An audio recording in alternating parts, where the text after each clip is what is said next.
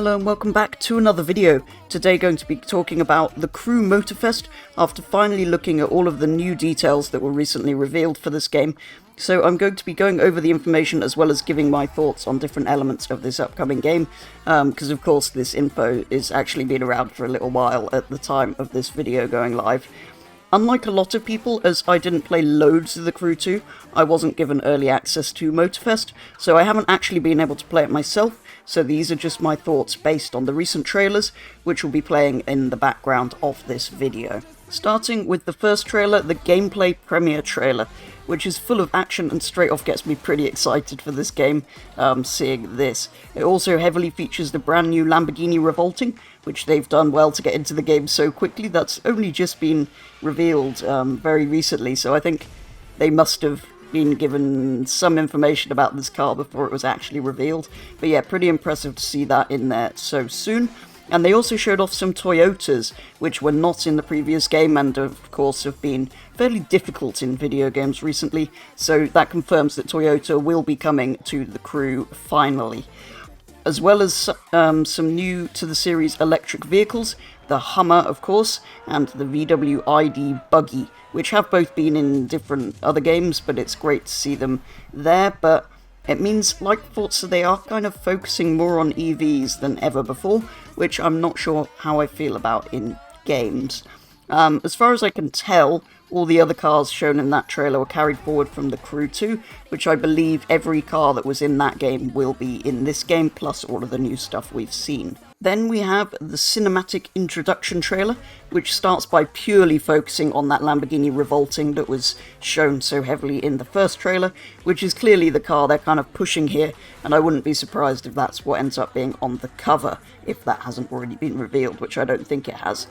It does though also show pretty much all the vehicles from the previous trailer, has the same sort of neon lights and drifting in Japanese cars, and a similar segment with classics, and I hope that nodding dog shown there is a customization option that they had on the dashboard of one of the cars. If we can add dashboard mascots and other interior decorations on top of the customization that was available in the Crew 2, that would be incredible, but that's neither confirmed nor denied at this point, I don't think. As well as all of that, this trailer does go on to show some more off-roady type vehicles than before, including a quad, which looks like incredible fun, and kind of makes sense as bikes have always been in the Crew 2, and they added some more kind of interesting and different vehicles, so that kind of seems like the next step to add a quad as well. Then there are a few shots showing the returning Red Bull F1 car and other fictional single-seaters, including a slightly revised new one, I think, before finishing up with, of course, the stunning Lotus Emira. But again, they're ending the trailer on an electric vehicle, and it seems that a lot of games are doing this. They're ever increasing the focus on electric vehicles, which I kind of understand. There are more and more of them, but one advantage of games is that it doesn't really matter what's fueling your car.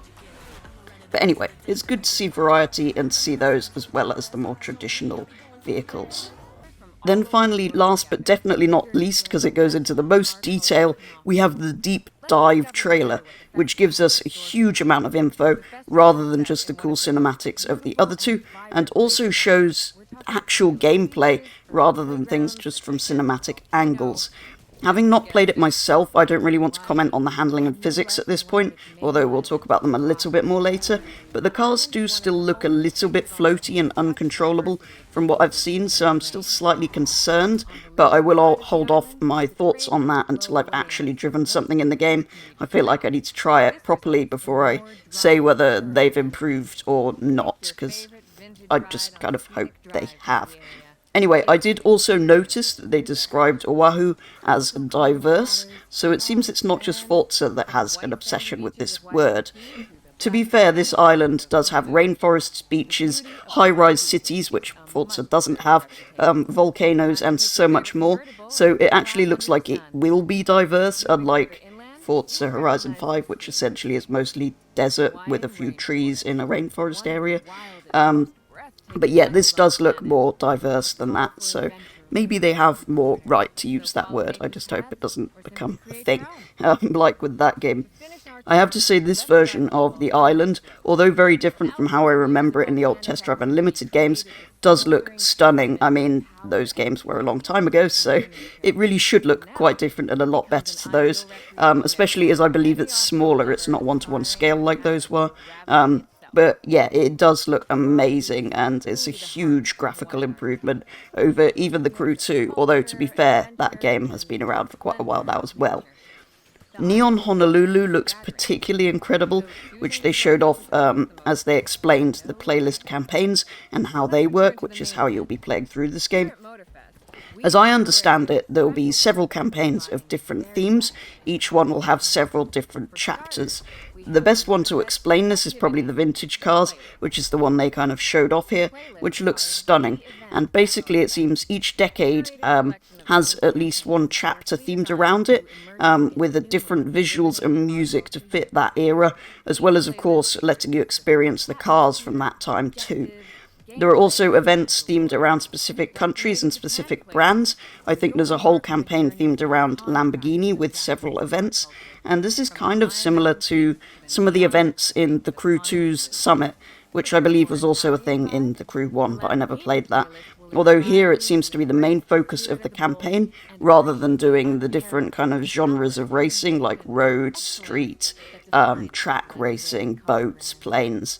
This is going to be even more specifically themed, more like the Summit, which came later to the Crew 2. But I'm all for that being the main focus of the campaign, because to be honest, I found those events more enjoyable than the sort of standard races in the Crew 2. All of these trailers give a glimpse of the festival, but this one explained it more. It'll have loops, a car playground, and a drag strip, all surrounding a huge car meet tent in the centre, which sounds very familiar. But it does look incredible, and better than the festivals in Forzas of late. It actually reminds me very much of the festival in Horizon 1, which was probably the best one Forza have done, so I'm all for that. But yeah, it does feel like it's kind of somebody else's idea, but yeah, it does look incredible, so I very much look forward to driving around in that area. The festival tent itself actually somehow kind of reminds me of the Solar Hotel, which we're going to be getting in the upcoming Test Drive Unlimited game. It just has a kind of similar style to it. Overall, it looks like a huge place to mess about with your cars before and after participating in events, with all of those different areas to test kind of all elements of how your car performs before you take it into an event, for example. The brief look at customization also confirms that it's still as ever pretty amazing.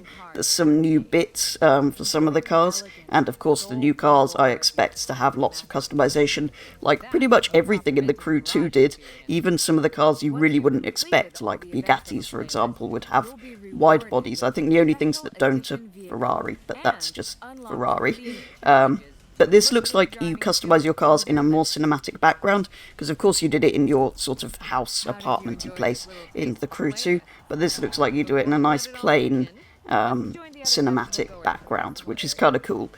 I'm sure I haven't spotted all of the ones that are in here, but there were some new cars hidden in this trailer, including the Bugatti Bolide and the Ferrari F8 Tributo. I think the Crew's always had quite a lot of Bugattis, and quite quickly after they've come out. As well as the trailers, some people have been able to release footage and info on a demo that they played the first 30 minutes of. Some people were kind of invited to go and play that. So after looking at some of the footage of other people playing that, it gives us a bit more info as well as the trailers. Most importantly, the general consensus amongst people that have played it seems to be that the physics and handling have improved somewhat. I know I said I didn't really want to comment on it, so I won't go any further than that, but people that have played it seem to say it have improved. I'm just interested to find out how much by, because it needs quite a bit of improvement, personally, for me to find it enjoyable. I mean, I still enjoyed that game, don't get me wrong, it had fantastic races and it was quite fun and there's a huge map to explore and everything, but the physics and handling have always let it down a little bit to me.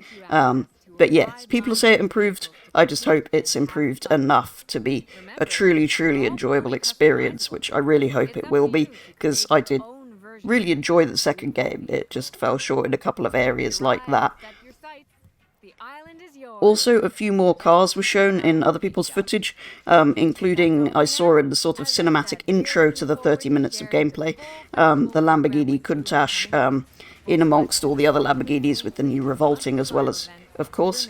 And apparently some cars also have unique speedometers, although all I've seen really is that classic cars have an old style speedometer and others don't. So I think that's all it is, but it's still cool to have that variation. But it's not quite on the level of the old Test Drive Unlimited games, which had unique speedometers for every single vehicle, so the HUD looked like the interior of the vehicle would if you were driving it in reality.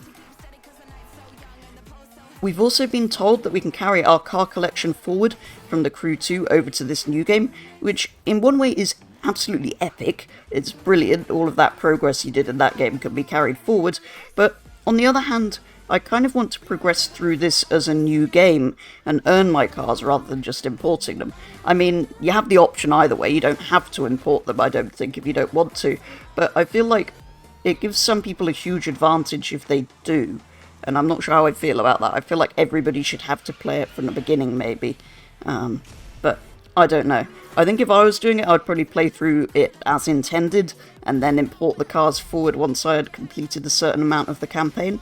Although, for me, I will probably have to, anyway, start from the beginning, because the Crew 2 I played on an Xbox, and this new Motorfest game I plan to play on the PC.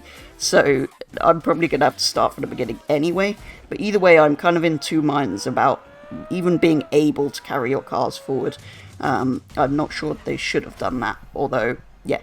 If you've kind of customized things to exactly how you want them in the Crew 2, and some cars are super rare and hard to get, then I kind of get it, so yeah.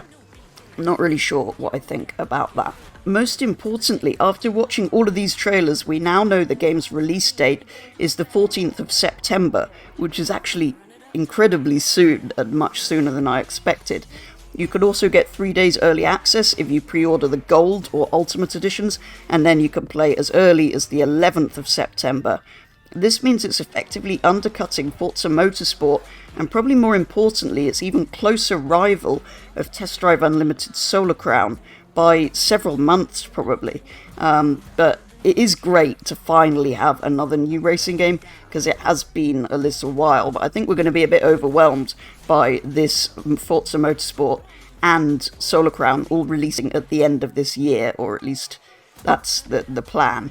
But it is going to be great to have 3 new games to play all at once. It has actually been quite a while since the Crew 2 released, so it's going to be great to have a new Crew game at all, because that was way back in 2018. So we're actually overdue a sequel, not as much as Test Drive, but it will be great to finally get another The Crew game. And to be fair, although I haven't played much of The Crew 2, at least recently, it is still, or was until very recently, still getting pretty big updates. One of the recent ones added a whole new island to it. So, yeah, despite there not being a new Crew game, there was lots of new The Crew content. But nevertheless, a whole new replacement game will be good to see, and will hopefully get me playing it a lot more, because it is a series I do like, and I kind of miss The Crew 2. I haven't played it for longer than I probably should have done. You can, of course, pre-order all the different editions of this game. You can do it now, and if you do pre-order at some point before the release, you're going to get an additional free vehicle. I think it's free anyway. You get an additional car, the GR Supra 2021 Liberty Walk Edition. So I don't know if it has a specific body kit, or if it's just a specific design, but you get a special edition of the 2021 Supra, effectively, which, I mean, I'm probably going to pre-order it anyway, so I'll enjoy that car when it does finally come out. As for compatibility and what platforms you'll be able to play it on, it will be playable on Xbox One and PS4, so the previous generation, as well as the current Xbox Series consoles and PS5, which is great, but I really hope it doesn't limit the optimization for more powerful, newer hardware. And of course, as well as console, it will be available to play on PC, which, like I say, is what I'll probably be playing it on in September. So then, as well as the release month of this, making Earth, Wind and Fire very happy, this game is set on a beautiful island, has some awesome new cars, still has great customization, which has been even further improved upon from what I've seen so far, and an interesting and varied campaign with some great looking themed events. The physics and handling's hard to judge, so I'll hold off on a verdict on that until I've actually played it. They do look slightly floaty still, but from what everyone who's driven it says, they are an improvement. It will just be interesting to find out how much of an improvement. I believe the Crew 2 actually improved theirs slightly over its lifespan, but I haven't played that for a while. So anyway, I look forward to playing it to, well, make my own decision on that. The thing that really caught my attention, though, with all of these trailers was how incredible it looks visually compared to the previous game, but also just in general, it does truly look amazing. Either way, I can't wait to hear more and to eventually play it, of course, in September, which is incredibly soon. I wasn't expecting it to be just around the corner like that, but I do very much look forward to playing it. As ever, though, do let me know what your thoughts are on this game after these 3 new trailers have released. But for now, for today's video, that is going to be all. So thank you very much for watching, and I will be back with the next video very soon.